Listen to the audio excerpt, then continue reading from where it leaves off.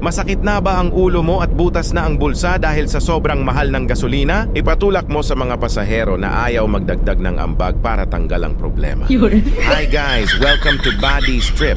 Ang trip ni Buddy ngayon ay papuntang Ilocos Norte para mapasyalan ang mga iba't ibang naggagandahang tourist destination. Medyo matagal na nga pala na biyahe to ngayon lang na-upload dahil marami na ring biyahe si Buddy, mga nakatambak na ang ibang for editing na video. Sumasakit na ang aking mga mata sa pag-i-edit dahil pinagtiyatiyagaan talaga ito para mapaganda. Epic failed nga pala tong biyahe namin dahil pag search mo sa Waze ang sand dunes, ituturo ka dito sa kahabaan ng sand dunes, which is, ang gusto namin ay yung may 4x4 adventures. Dapat pala, ang i-search mo ay yung specific na Poway Sand Dunes Adventure para diretso na kayo dito sa may 4x4 adventure. At dahil nga naligaw kami, eto na ang mga kasunod na nangyayari. Dahil malambot at purong buhangin na dito, lumulubog na ang gulong ni Buddy at nabalahaw na kami. No choice kami kundi itulak ito dahil makatakbo man konti lumulubog talaga ang mga gulong. Ang masama pa nito, kasagsagan ng init ng araw. Dahil alauna na ng hapon nung nakarating kami dito. Wala pang tanghalian dahil balak sana namin na dito nakakain kung may makakainan man. Kaya bilad sila sa araw, nanlalambot dahil gutom at pagod sa pagtutulak. Buti na lang ako ang driver kaya naka-aircon pa. Kahit anong tulak nila atras man o abante, konting takbo lang lulubog talaga ang mga gulong. Habang pinapanood natin kung paano kami nagtutulak, atras abante dito sa kalawakan ng buhanginan, sa ilalim ng tirik at init ng araw ay may ikukwento muna ako sa inyo.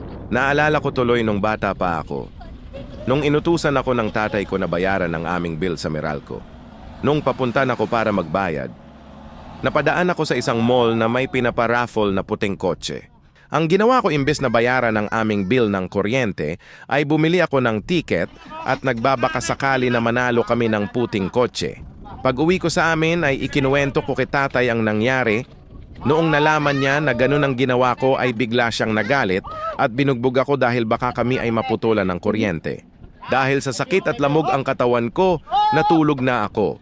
Kinabukasan nagulat ang lahat sa bahay dahil may nakaparadang puting kotse sa harap ng aming bahay. Tuwang-tuwa ako dahil sabi ko sa sarili na baka nanalo na ako. Nagulat ako dahil biglang pumasok si tatay sa kwarto ko. Dahil ang puting kotse pala ay service ng Meralco para putulan kami ng kuryente. At ayon binugbog ulit ako ni tatay. Aray ko! Ayan, balik muna tayo dito sa aming adventure sa sand dunes. Halos lahat na ng paraan ay sinubukan at ginawa na namin. Nakailang subok na kami sa pag-akyat, baba, tulak dun, tulak dito. Pero di pa rin makadiretso dahil malambot talaga ang buhangin hanggang napagdesisyunan na namin na doon na kami dumaan sa kabila.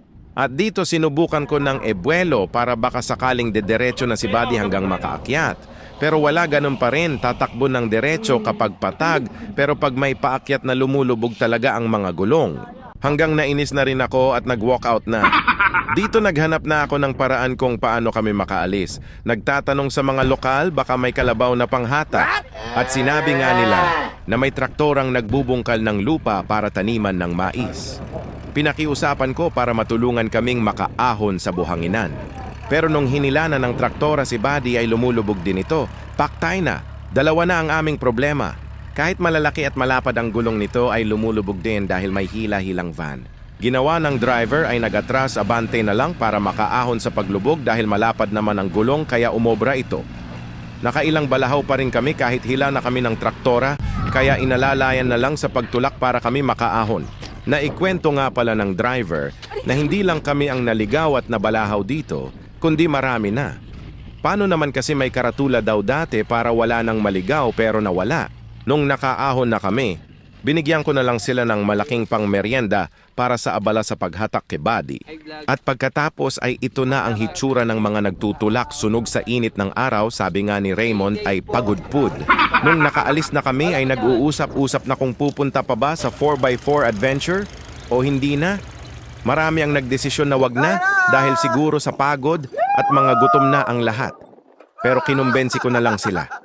Nadadaan pa rin kami dahil yun nga ang aming sadya dito. Sayang naman kung di pa ituloy at para masulit ang aming pagpunta. Kung di kami dumaan, Di sanay din namin ito na experience na baka once in a lifetime lang mangyari na magiging alaala sa aming pagpasyal at walang panghihinayang na mangyayari. Kita mo naman ang kanilang mga hitsura, parang di nagtutulak sa ilalim ng init ng araw. Pakiabangan na lang ang aming mga next destination at adventures ni Body Trip dito sa Ilocos Norte. And please, don't forget to like, follow, and share for more videos like this.